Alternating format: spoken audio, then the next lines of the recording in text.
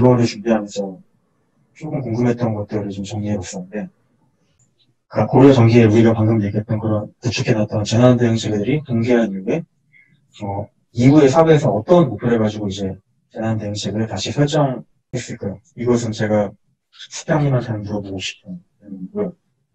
그리고 이거는 이제 두 번째 건 이제 신사의 명령은 언제까지 이어지며 끊기게 된 원인은 무엇일까? 명종 때 이 신사를 위생들이 불태워가지고 문제가 된 일이 생기더라고요. 이거에 대해서 혹시 아시는 분 있으면, 이게 연구도 아예 없더라고요, 이거에 대해서. 그래가지고, 어떤 이제 맥락에서 그런 일이 생겼는지 한번 알고 싶고요. 그리고 이거는 저의 그냥 개인적인, 앞으로도 제가 풀어야 될 문제긴 한데, 승려들이 행하는 도량이 당시 사람들에게 어떠한 의미를 주는가는 거 알겠습니다. 일단은 발표는 이 정도 간단하게. 이제 발표는 끝인가요? 네. 예, 아주 잘 들었습니다. 마무리님이 이제 전반적으로 고려 전기부터 중기, 그리고 대모 형제니까 사실상 거의 고려 말기까지라고 볼 수도 있겠죠? 예, 그 시기까지 고려의 재난 시스템, 재난 지원 시스템이라고 했나? 뭐 그런 것들이 어떻게 변화가 있어 왔는지를 잘 요약해서 큰 하나의 흐름으로 설명을 해주시고 마지막에 화두까지 이제 던져주셨습니다. 그래서 우선은 마구니님이 발표한 내용에 대해서 혹시 뭐 궁금한 점이라든가 아니면은 중간에 잘 이해가 안 됐다는 점이라든가 그런 게 있으면은 그런 거를 먼저 질문을 던져보는 게 좋지 않을까요? 아니면은 마구니님이 던진 화두도 그냥 생각나는 대로 바로바로 말할까요? 좀 자유롭게? 그러면은 뭐 먼저 아까 전에 수평님한테 대놓고 물어보지 않았나요? 그래요? 네. 첫 번째 거 질문해 주지 않았어요? 네, 맞아요. 첫 번째 거. 그래요. 첫 번째 거. 와, 이거는. 이거 질문이라고 해서 하냐? 제가, 저 조금 있으면 바로 다시 가야 되거든요, 선생님한테. 그 첫 번째 답만 말하고 가면 되겠네요. 예. 그래. 이거 답이 안 될 것 같은데, 이게, 일단 기본적으로는, 이게 뭐 첫 번째 질문 같은 경우에는, 제가 지금 끝부분만 들었는데, 어쨌든 이제, 무신 정권기 거치면서 재난 대응 시스템이 이제 붕괴됐다는 거 아니에요. 그렇죠? 네, 맞습니다. 그 이후 사회에서 어떤 목표를 갖고 재난 체계를 다시 설정하고자 했을까라고 했을 때, 그 목표라고 하는 거는 뭐 다른 게 없겠죠. 그 궁극적으로, 이 재난 대응의 궁극적인 목표는 이 천명에 순응하는 그런 사회 시스템을 만들어야겠다라는 생각을 합니다. 이게 뭐, 질문이 너무 큰 것 같아가지고, 제가. 요약하면은, 천명이라는 명분을 획득하기 위한 거를 제일 큰 목표로 삼고 있었다, 이건가요? 그렇죠. 표면적으로는. 궁극적으로는. 표면적으로는 그 헐벗은 백성들을 잘 돌봐줌으로써, 그 국왕의 뭐, 시혜를 드러내서, 결국에 이제, 그 천리에 부합하는 그런 모습을 보여주고자 하지 않았을까 라고 봅니다. 너무 뻔한 질문이라고 뻔한 답변이 나오겠습니다.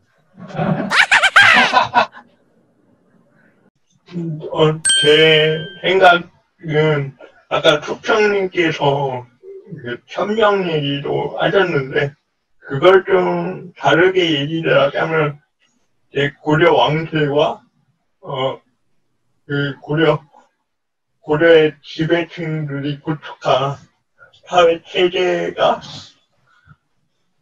붕괴되지 않는 게 제일 큰 목표였던 것 같아요. 그러니까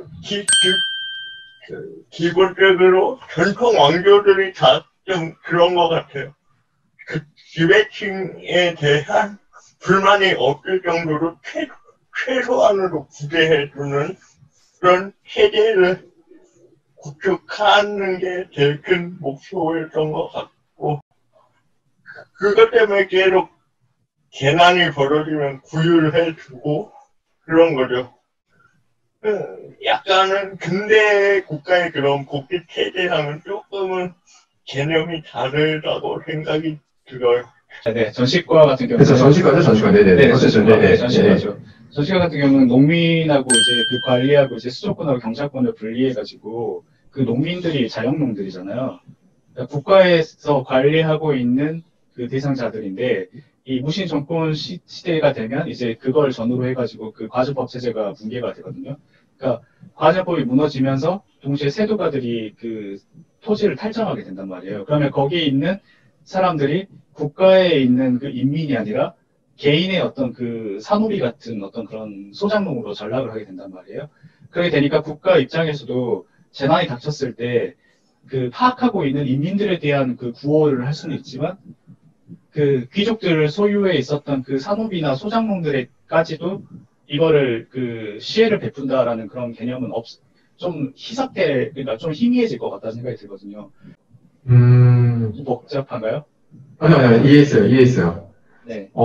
생각지도 못하는 건데, 쉽게 말하면 산업비가 증가하니까 자영농은 줄어들고, 국가에서 구휼의 대상으로 삼아야 되는 그 대상은 자영농까지로 설정을 한다라고 치면은, 어차피 재난 대응 체계가 제대로 작동할 수가 없는 상태였다.